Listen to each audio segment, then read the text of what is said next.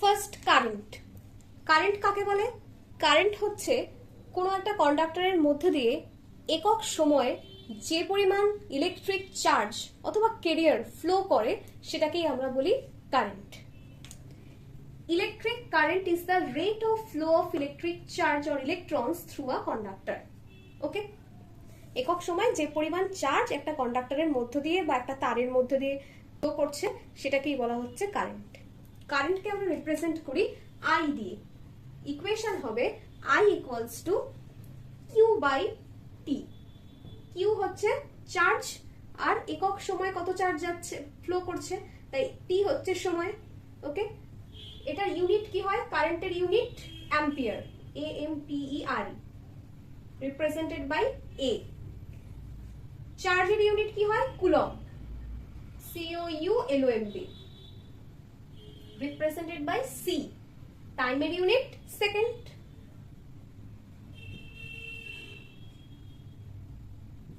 এরকম সেকেন্ডও লেখে আবার এসও লেখে অনেকে, ঠিক আছে। এবার হচ্ছে কোন একটা সার্কিট বা কোন একটা পাথে কারেন্ট ফ্লো হওয়ার যে শর্তগুলো রয়েছে সেগুলো কি কি?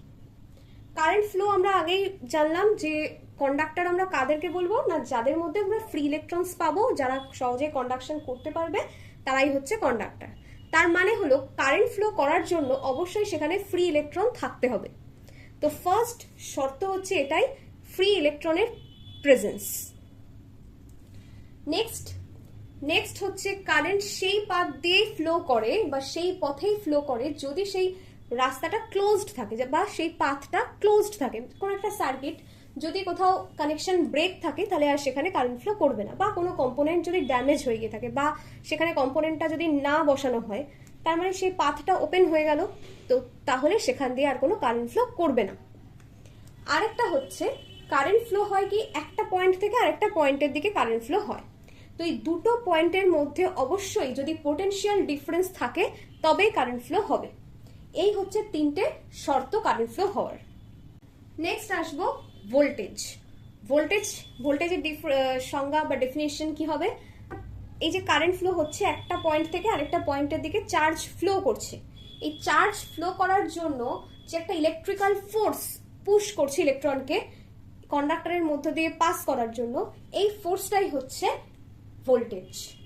Voltage or potential difference is the difference in electric potential between 2 points that causes electric current to flow in a circuit. তাহলে ভোল্টেজের ইকুয়েশনস কি হবে? Voltage is denoted by V. V equals to W by Q. W টা কি?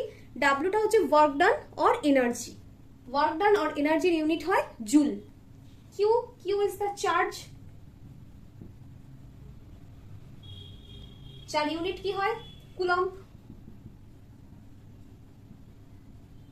represented by C, and V for voltage. Unit volt, represented by V. Next, power. What is power? Power হচ্ছে rate of consumption of electrical energy. Electrical energy consumption কত হচ্ছে per unit টাইমে। Power is the rate at which electrical energy is consumed, transferred or converted in a circuit. এটার equation কি হবে? Equation হবে P. Power is represented by P. P equals to W by T. W work done or energy. We already know its unit, joule,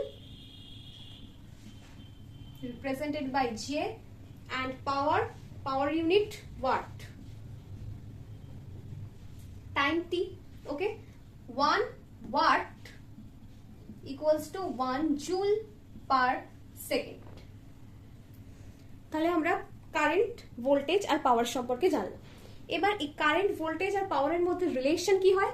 এদের মধ্যে relation হচ্ছে P equals to V into I. Power equals to voltage into current. এটাই হচ্ছে এই current, voltage, পাওয়ারের মধ্যে relation. আজকের video আমি এখানেই শেষ করছি, ভিডিওটা অনেকটা লম্বা হয়ে যাচ্ছে। তো নেক্সট আমি কিছু কম্পোনেন্টস নিয়ে আমি নেক্সট ভিডিওতে আলোচনা করব। তোমাদের এই ভিডিওগুলো যদি প্রয়োজনীয় বলে মনে হয়, তোমাদের যদি হেল্পফুল লাগে, তাহলে তোমরা লাইক করো, শেয়ার করো। তোমরা যদি আরও কোনো কিছুর উপর জানতে চাও তাহলে আমাকে কমেন্টও করো, আর বন্ধুদের সাথে শেয়ার করে দিও, তাতে সবারই উপকার হবে। সাবস্ক্রাইব করে দিও আমার চ্যানেলটা। Thank you so much.